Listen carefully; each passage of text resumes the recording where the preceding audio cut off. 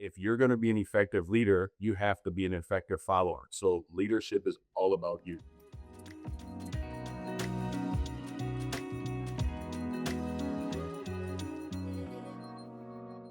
Hello, everyone, and welcome to the Brilliance Out Loud podcast, where we spotlight remarkable people who are making a difference in their communities, organizations, and beyond. I'm your host, Dr. Sheila Thomas, and today I have the pleasure of chatting with an outstanding leader, consultant, and changemaker, Dr. Gary Damon. Dr. Gary, welcome to the Brilliance Out Loud podcast. Thank you for having me. We're so excited to have this conversation with you, Dr. Gary. We met a few months ago, maybe almost a year ago, and we just connected. And I'm just in awe of the things that you do, who you are, and the amazing work you do. So let's go ahead and get started. Let's get to know you a little bit, Dr. Gary. For those who are meeting you for the first time, who is Dr. Gary Damon? We're beyond the resume and the titles. Well, first, let me say thank you again for having me. And hello, everyone in the world. I am Dr. Gary Damon Jr. I'm born and raised from Buffalo, New York, but I currently live in Montgomery, Alabama, a very rich and cultured community where I would encourage anyone to come and visit. I am someone that is driven by faith, someone who believes that people matter over processes because I'm unapologetically people oriented. I'm a son, a brother, a mentor, an educator, a community advocate, but most importantly, I'm a people person. I truly enjoy learning people and understanding their greatest potential. And that's why I always think that everyone's considered a lifelong learner who believes leadership is in service. Awesome. I love that. You took one of the things that I always say, lifelong learner. Although, we're older, we're wiser, but there's always something new to learn. When you say you're a lifelong learner, what are some things that you do as a lifelong learner? So I go back to when I was in high school, going to the mall with a friend of mine and just people watching. I learn how to watch and understand the dynamics of a person. So my learning comes from watching people, seeing what people do and how to improve myself and those around me. Lifelong learning comes in many different forms and fashion. It comes in reading, it comes in watching TV, documentaries. I love me a great HGTV show or food competition. Why is that? Because I can see the learning of the people in their growth from when they first start to if they made it to the top. So things like that helps me see because everything's about schedule, it's about timing, it's about creativity, it's about having fun in a moment. So I thrive off of seeing what other people do in their success and also in their moments of failure, because failure is only the indicator of your next best idea. So I appreciate all of that, and I would say it's a conglomerate of all of Dr. Gary, we're so similar in some of the things that them. we do. I love to people watch. I would sit in my car in a parking lot if I'm going to the grocery store and just watch the people, their behaviors, what are they wearing, how they're handling their children. And I get content from that. It's just seeing how people move and groove. So I like that about you. And when you said HGTV, that's one of my favorites too. On a Sunday or a Saturday, I could watch Fix This House or Move This House so yeah, for hours and hours. So I like that as well because you like to see how things transition and then the completed process.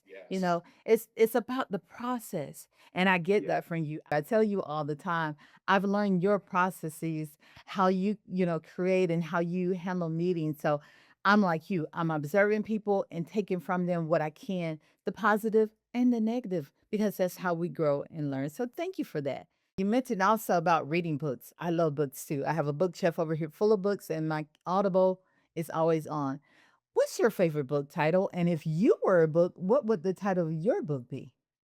I think my favorite book title would be "All the Places You Go" by Dr. Seuss. I absolutely love all of Dr. Seuss's books because you can get so much from a simple, natural truth. All the places you go, the people you see, green eggs and ham, all of those things make a difference in the life of a child. But I also identified as an adult. During my experience going for my doctorate, one of the books I read was Fun at Work. And you really want to understand what fun looks like.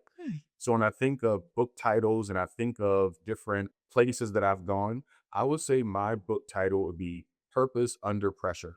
Pressure Point was created because we wanted to take the pressure off of the clients that we serve, and we wanted them to point it to us. And I've understood my life to be purpose driven. So I would say the book title will be Purpose Under Pressure because our greatest opportunities are those lessons that we emerge from the challenges during the seasons that we bear. So when we think through those challenges and those seasons, you can really find the purpose. My pastor always says, have a good day on purpose right before, after he prays. And I coined that also because you really want to make everything you do intentional and you can always have fun at it. You don't have to make it so routine.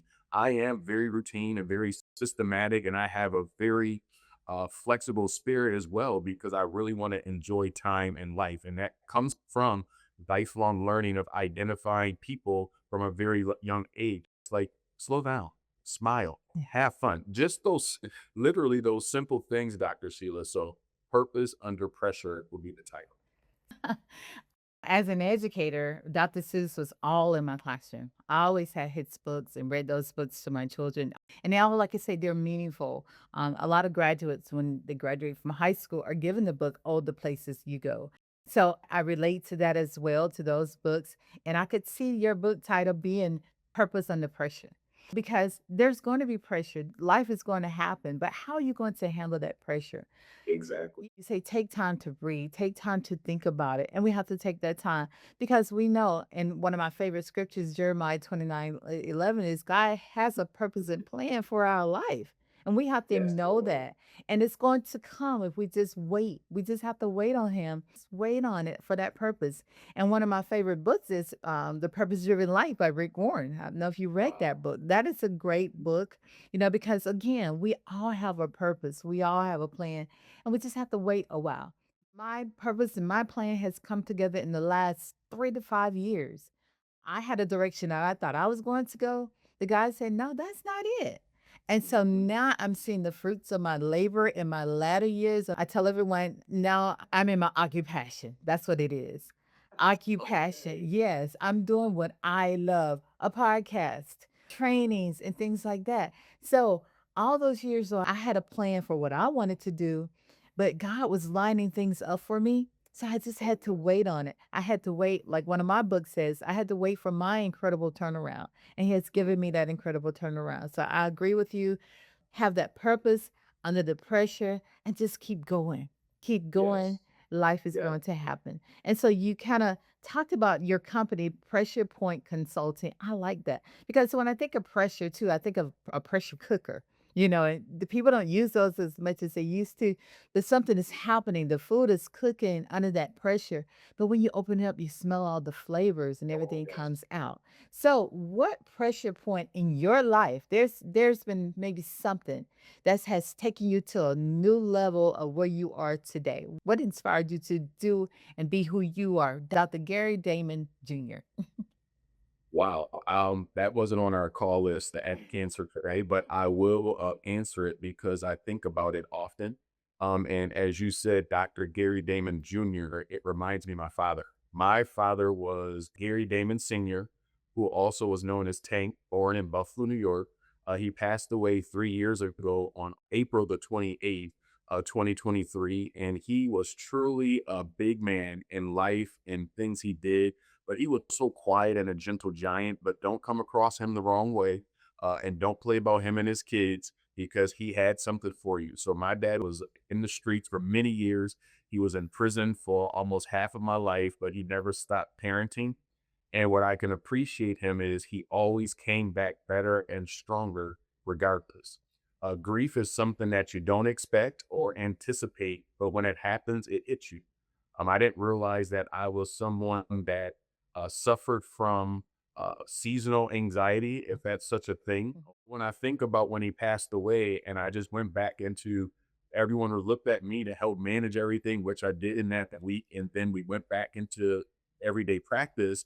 And I didn't realize it for months. I was just coasting until one day I was driving in the car and I just started getting anxiety and hyperventilating, and I didn't know what was going on. I was having an anxiety attack. Mm. Had no idea that existed in me because I'm the strong one. I'm the one that's doing everything for everyone else. So that pressure built up, and you talk about a pressure cooker, that aroma was funky. It was not doing well in my life, but I had to grab hold to it and really manage it. And I thank God that I came out of it. And when it comes up, I just ground myself. I just focus on the natural and understand the moment and be where I am. And 3 years later, I'm on the other side of that. I'm so ever grateful for that grief process because you never know. So I always use Dr. Gary Damon Jr. In memory of my dad because I want to continue to live out his life the way that he would have because he would tell Dr. Sheila every day, Tank, I'm so proud of you every day. I haven't heard that in so long, but it still resonates with me. So Mhm. thank you, Dad. Oh my goodness. My mom is my shero. I tell everyone she's my shero. And she passed away over 27, 28 years ago. But I talk about her every day. I look like her. I speak like her. I'm involved in a community like her. So she's my model. Like I said, she's my shero. You know, the things that she did as a single parent. I'm like, wow, now I see why she did the things she did, you know, or said the things she did, even with raising my own sons. I see myself in her. So I'm like you, I'm grateful for my mother's. No one could ever replace what she's done for me. Amen. You know, she pushed me to go to school. You know, they teased me in the family because I didn't cook, I didn't clean. My mom just said, read a book, baby, read a book, you know, and go to school. So as an adult, I had to transition to those cooking and cleaning ideas. But she put education at the forefront of everything all four of her children did. And we've all been pretty successful. We've all done well. We're all, you know, believe in God because of what we saw, what she did. I'm becoming a community advocate because of who she is. So I can agree and just relate to how your dad is your hero. My mom is my shero. So thank you for sharing that. And I love your analogy that that pressure and you release it, it becomes funky because grief is hard. It's been 28 years, but I still go through seasons of grief as well. Okay, we're going to wind down with some fast paced questions, Dr. Gary. I'm ready. Are you ready? All right, in Yes. one sentence, complete this sentence. Leadership is, All about you. oh, okay. Okay. You want to talk about that a little bit? Yeah, because as a leader, you are the person that's leading the team. So you have to understand yourself. What are your triggers? What are your pain points? What makes you you? What is your greatest investment? And from that, you can then be the best you can be. If you're going to be an effective leader, you have to be an effective follower. So leadership is all about you. I like that. That's good. Coffee or tea? Coffee. Okay. You've had your cup this morning already? I had my 2 cups with my French vanilla creamer. Ooh, see, I know I like you. French vanilla is my favorite too. French vanilla creamer. That's all I need. No sugar. Lots of creamer. A lot. A lot. Virtual meetings or in person? Can I say both? Okay. And I say both because virtually you can have a great conversation, but in person it can be even better because that moment where you can have that kinetic energy that you typically wouldn't have.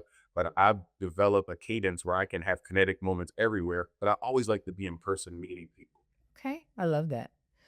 Early bird or are you like me, a night out up to 2 o'clock in the morning? I am not like you. I am an early bird. Get in and get out. I like to start early so I can finish early. Wow. I'll do better one day, but it just works for me. I just, you know, it's just too much noise during the day. And I'm 10 to 2. That's my work time, really and truly. But I don't get up too early either. So that's the difference. I get up about 9:30. If you could have dinner with a leader or anyone living or deceased, who would it be? I would say Nelson Mandela. Mm. And why is that? A lot of things what he practiced, what he preached, his approaches, how he went through so much in life, but he didn't allow it to get him down. In those moments of uncertainty, he didn't waver in his faith. He continued to stick to who he was. And it goes back to your fast paced question. The leader piece, it's about you. And he focused on everyone else, but he also had to focus on himself in order for him to give his all to the world. Awesome. I love that. I love that. And mine would be someone who looks up to him, Oprah Winfrey. You know Okay. Yes, yes, I'm still gonna meet her one day. I love her because of the things she's done, how she encourages everyone. I like that she's not selfish and she honors those who need to be honored and also the little people. So I love that about her. I think she's a great leader. She knows how to transition when things are not working. So she's someone that I've always looked up to. And like I say, one day I'm going to meet her. I know that's going to happen. You're a brilliant person. I tell you that all the time. I've learned so much from I you, you appreciate know. that. I really have, I've learned to do things in the moment, send it in the moment. So that's helped me. But when you think of the word brilliant, what comes to mind? What does that mean to you? I like to use things in threes. So my three would be gifts, talents, and our experiences. Mm. That makes someone brilliant because you're using all of that and bringing it forward in a moment. Your gifts, your talents, and your experiences. Gifts, talents, and experiences. That sounds like a sermon to me. That a preach. Yes, yes, I love that. So, what's next for you, Dr. Gary? You have a lot going on. I've seen your work again, how you help organizations and come up with strategic plans to make sure their systems are in place and things are working better for them. But what's next for you? Wow. So I think first and foremost is expanding Pressure Point Consulting's national impact. We've currently have been around 6 years, and we're so grateful for that. So we're shooting for year 10, and we look forward to continuing to serve nonprofits. But what else is next for me? A lifelong learner. I look forward to finishing my SHRM SCP, which is a HR certification for senior HR professionals. My goal is to complete that because I learned over time being a people watcher, but being a part of a cultural experience within organizations, we need a lot more support from a people person's approach and not so much of listening to the systems and being in black and white. In HR, even though they say it has to be black and white, it doesn't have to be. There's a lot of gray areas. So I would say what's next for me is expanding Pressure Point and finally completing my SHRM SCP. And I say finally because there's things that are on back of mind and you want to do it, but you're serving other people first, so it'll get to you eventually. So that will be one of my areas of improvement is treat myself a little bit better when it comes to improving my toolkit because I'm always using my toolkit for others, but sometimes I have to sharpen it myself. So that's Sharpen the what's saw. next for me. I love that. Sharpen the saw, which means taking care of yourself first. It's cliche. We can't pour from an empty cup, but it's real. The more knowledge we gain and the better we feel overall with self care, all those things come together. So we have to learn and grow daily. Finally, and you've really kind of did this already, but if you could leave our listeners with one challenge this week, what would it be? I would say identify a person or community where you can make a difference and take one action step to improve it. What does that look like? You can go to a grassroots nonprofit. You can see someone randomly on the street and do something for them and take action after you do it. Once you do it, let them know why you're doing it and tell them to do the same because we need more people to be kind and gentle in the world so that we can make the world a better place. Now, that's very simple and easy, but it is so difficult and hard. It is. And I love that. We need to heal this world. And it starts with us. It starts with us doing for one person, another, paying it forward. And the little things we do, it grows. So we need to do better about, like you say, finding those grassroots organizations or a person, whomever, and pouring to them, pouring them with what you have and what you give. It could be your time, your money, whatever, or just saying a kind word to someone. So that's very important. So thank you for sharing that with us. Dr. Gary, thank you so much for joining us today and for sharing your wisdom, experiences, and leadership journey. I know our listeners have been inspired and challenged by our conversation. To everyone listening, thank you for tuning in to Brilliance Out Loud. Remember, brilliance isn't about being perfect, it's about using your gifts to make a difference. Until next time, keep learning, keep leading, and keep letting your brilliance shine through. Take care.